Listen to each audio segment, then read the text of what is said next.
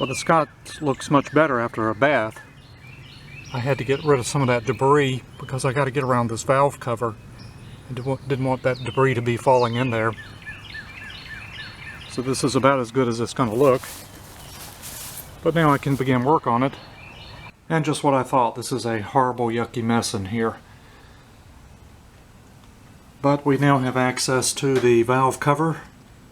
And let's take that off and see what this looks like. I was expecting to see oil pour out of this because I've been sitting sideways, but nothing yet after loosening it up. And this just comes right off. It actually looks dry. And it actually doesn't look bad in here. I thought this would be for sure filled up with oil. Alright, now the magical moment. Let's see if we can see these valves go up and down. I took the spark plug out. It actually doesn't look that bad, so I can turn this over easier. So I took this cover off to spin this engine around, and it's just a horrible mess. The magneto looks horrible. But these valves are actually turning. So I put a block of wood under these self-propel wheels because they're turning. It's cable stuck. But these valves, as you can see, are moving up and down. Kind of nicely, surprisingly. Actually doesn't look too bad under there. Just everywhere else looks bad. So let's check compression and spark. I put the spark plug back in. This engine does have resistance. So it's got compression there. There it goes. So we have compression. Now let's check spark. So I see no spark in this at all, even holding the spark plug and turning it. I also disconnected the cutoff switch wire just to eliminate that. And I don't know if I can't turn this engine over fast enough, which I probably can't, to get any spark, but I've saturated this bolt with oil here, and I'm going to see if I can put the air compressor on here and get this flywheel off. Well, I'm amazed, but I was able to take this off with my air compressor, but it really took a bit. And that flywheel key is kind of hard to say. Looks like it is shifted a bit. Now the fun part's going to get this flywheel off.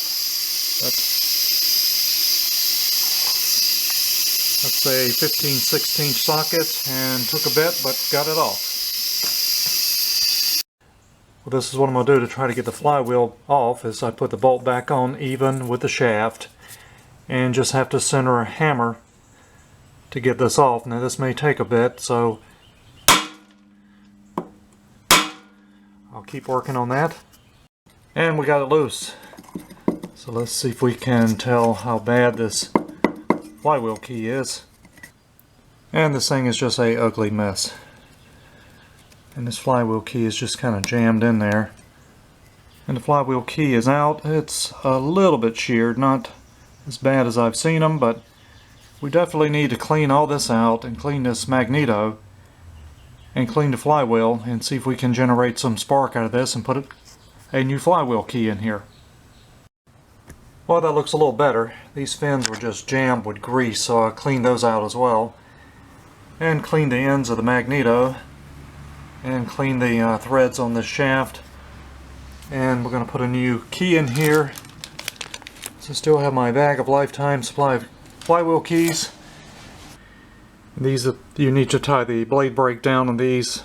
These are easier to put into the groove and just kind of slide it all down as a unit. Some keys are easier than others, and just kind of work this down even. But the flywheel key will be in there. Well, now I can feel a bit of a jolt in the spark plug when I turn this by hand. I won't be able to turn this fast enough to show an actual spark, probably until I get the rope back on there, but I believe we've got spark in this as well now. So let's go ahead and assemble this back together. So here's the model information that's on the cover of this engine. I'm going to go check the valve clearance for this particular engine. But what I am seeing on here is that little slight bump for compression release. Right there. If I can do that again. There it goes again. which is telling me that the valves are probably adjusted correctly on it, but I'll double check. At least the push rods are not bent. They're definitely aluminum push rods. So the specifications on this engine from Briggs & Stratton is a 1200 series vertical shaft overhead valve. The clearance should be 0.04 to 0.06. I usually like to go right in the middle.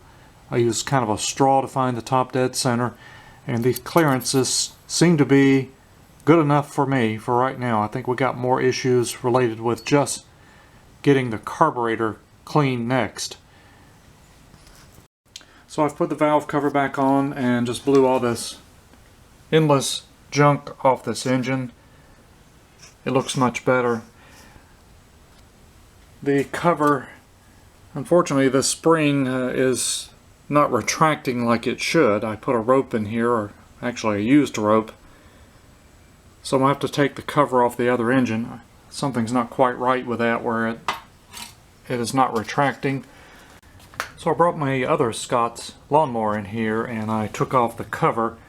You can see this one looks so much better, cleaner than kept inside. They just ran it out of oil. So I got this cover on here now, and it recoils like it should. I also swapped out the air filter. This is the air filter that was in the other Scotts. It's missing the foam. It was dry rotted on it. But look at the one that was on here. It's actually broken in half. And this foam is just dry rotted as well. So it's good I had parts. And now we can check a little closer if this engine has spark. So now that I got a working starter on here, I can turn this engine over quicker and check for spark. And it definitely got spark. Hopefully that'll come out. So we got compression, we got spark. Now we'll go ahead and take the carburetor apart and clean that, because it's going to be a mess. And maybe we can make a runner out of the Scotts.